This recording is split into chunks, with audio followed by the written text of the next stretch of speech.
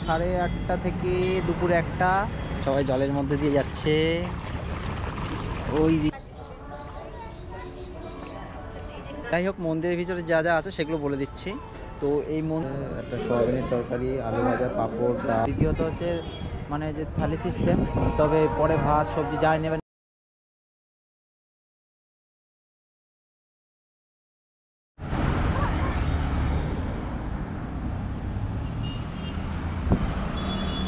তো এখন আমি রয়েছি বেলতলাতে। বেলতলার থেকে এখান থেকে যাব হচ্ছে বালাজি মন্দিরে।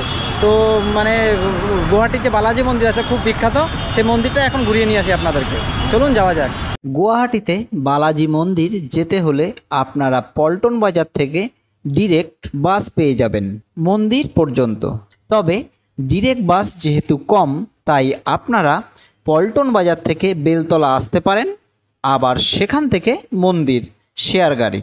তো বেলতলা থেকে আমি একটা ম্যাজিক গাড়িতে উঠলাম, 20 টাকা ভাড়া নিল, এসে আমার এখানে নামিয়ে দিল। এখান থেকে এখন বালাজি মন্দির যেতে হবে। তো দেখি এখান থেকে এখন বালাজি মন্দির কোন দিকে আছে, তারপরে আপনাদের মন্দিরের দিকে নিয়ে যাচ্ছি।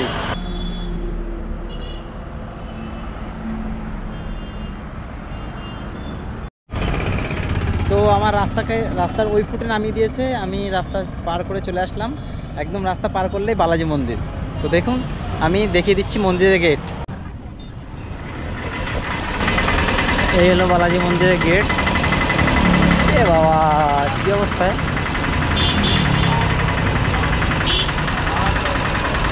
কেলে করেছে তো, বালাজি মন্দির পুরো ভেসে গেছে জলে।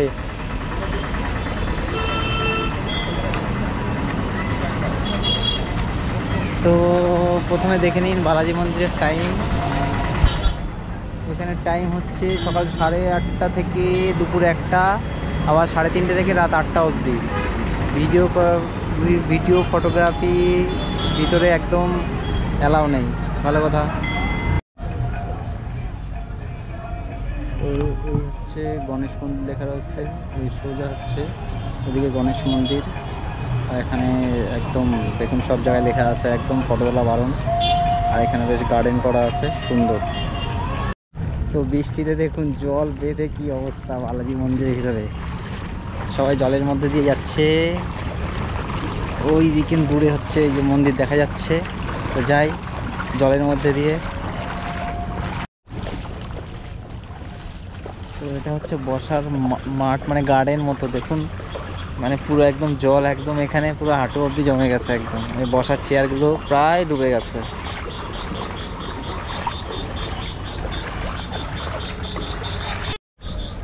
তো আসামের বালাজি মন্দিরে এসে একদম হাঁটু অবধি জল নিয়ে হাঁটতে হচ্ছে। এখানে প্রচুর জল রয়েছে, মনে হয় বৃষ্টি হয়েছে কয়েকদিন ধরে, তাই। তো এখন দেখি সামনের দিকে কি আছে। তো চলুন আপনাদেরকে দেখিয়ে দিই।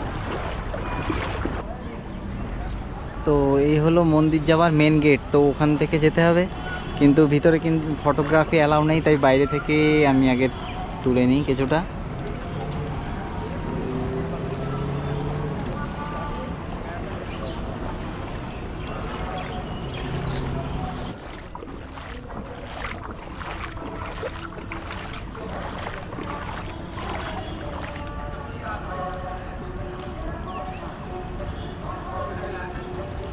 এই হলো গুয়াহাটির বালাজি মন্দির।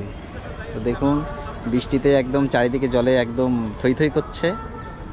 আর এই হলো মন্দির দর্শন করতে হবে। তো চলুন মন্দিরের দিকে যাওয়া যাক।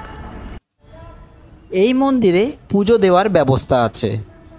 পুজো দিতে চাইলে মন্দিরের গেটের বাম পাশে মন্দিরের একটা দোকান আছে, সেখান থেকে পুজোর সামগ্রী কিনতে পারেন। যেহেতু মন্দিরের ভিতরে ক্যামেরা করার কোনো পারমিশন নেই, তাই ভিতরে কিছু দেখাতে পারবো না। তবে আপনাদের বলে দেবো ভিতরে কি কি আছে। তো ভিতরে মানে স্ট্রিক্টলি একদম ফটোগ্রাফি মানে নিষেধ আছে, আর ফটোগ্রাফি করলে 2000 টাকা ফাইন। তো যাই হোক, মন্দিরের ভিতরে যা যা আছে সেগুলো বলে দিচ্ছি। তো এই মন্দিরের ভিতরে টোটাল 3টে পার্ট আছে, মানে 3টে মন্দির রয়েছে। সব থেকে যে বড় মন্দির রয়েছে সেটা হচ্ছে ভেঙ্কটেশ্বরা মন্দির। আর তারপরে ওদিকে রয়েছে হচ্ছে মাতা পার্বতীর মন্দির, আর এদিকটায় রয়েছে মাতা দুর্গার মন্দির। আর ভেঙ্কটেশ্বর মন্দিরের পুরো সোজাসুজি রয়েছে গরুর মন্দির। টোটালে এই 4টে মন্দির রয়েছে। তো মন্দিরে ওখানে গেলে ওখানে মানে প্রসাদ দিচ্ছে আর তিলক দিচ্ছে মাথায়, এই হলো মানে মন্দিরের ভিতরে। তবে টোটালি একদম যেহেতু ক্যামেরা অ্যালাউ নেই, তাই আমি ভিতরে কিছু দেখাতে পারলাম না।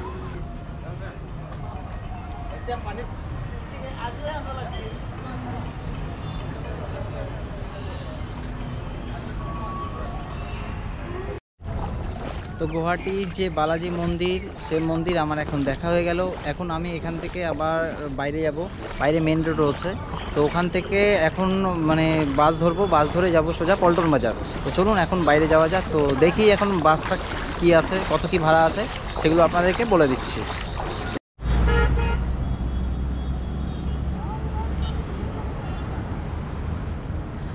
মন্দির দেখে বাস ধরলাম পল্টন বাজারের জন্য।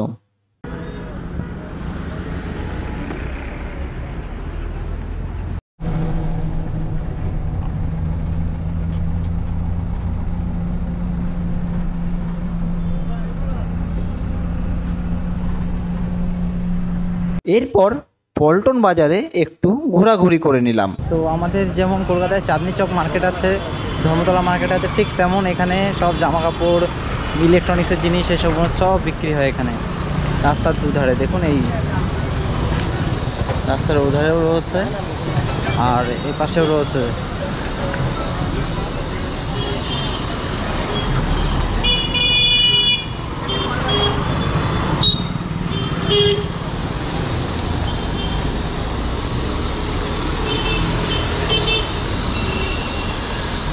আর এখানে যে গাড়িগুলো দাঁড়িয়ে রয়েছে দেখুন, এর পাশে শেয়ার, এই যে টাটা সুমোগুলো দাঁড়িয়ে রয়েছে না, এই টাটা সুমোগুলো সব শিলং যাবে শেয়ারে। তো আপনারা যদি শিলং যেতে চান তো এখান থেকে এই টাটা সুমো ধরতে পারেন। আর শিলংয়ের যে ভিডিও রয়েছে সেটা দেখতে চাইলে উপরে আই বাটনে ক্লিক করে দেখে নিতে পারেন।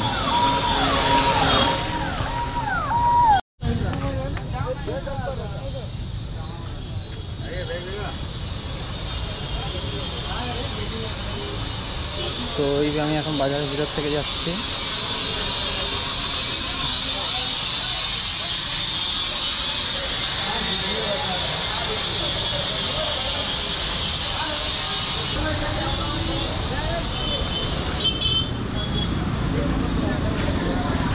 তো স্টেশন যাওয়ার রাস্তা হচ্ছে এই যে, এদিকে সোজা গেলে স্টেশন, আর আমি হোটেল নিয়েছি এদিকে মানে বাস স্ট্যান্ডের দিকে। তো এদিকে হচ্ছে বাস স্ট্যান্ড।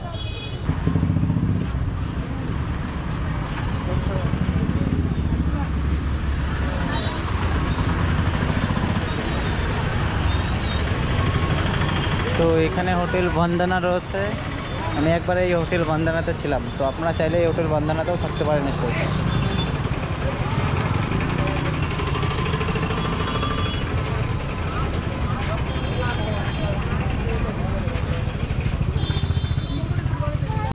তারপর চলে গেলাম ডিনারের জন্য।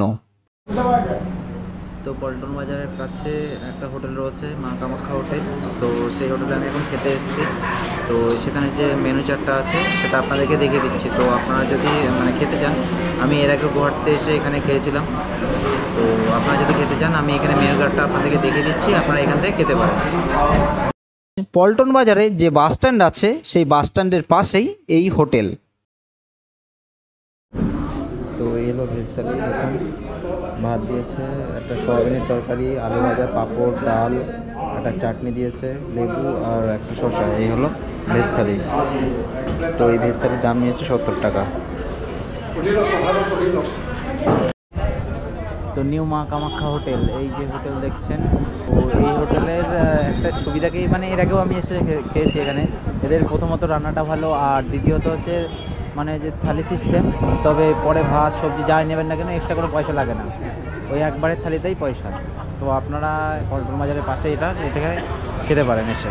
এই বাইক যে পোস্টারটা দেখতে পাচ্ছেন ওটা হচ্ছে পল্টন বাজারের যে বাস স্ট্যান্ড, সেই বাস স্ট্যান্ড একদম বাস স্ট্যান্ডের পাশেই নিউ মা কামাখ্যা হোটেল। আর পাশে দেখুন রয়েছে হোটেল আহার।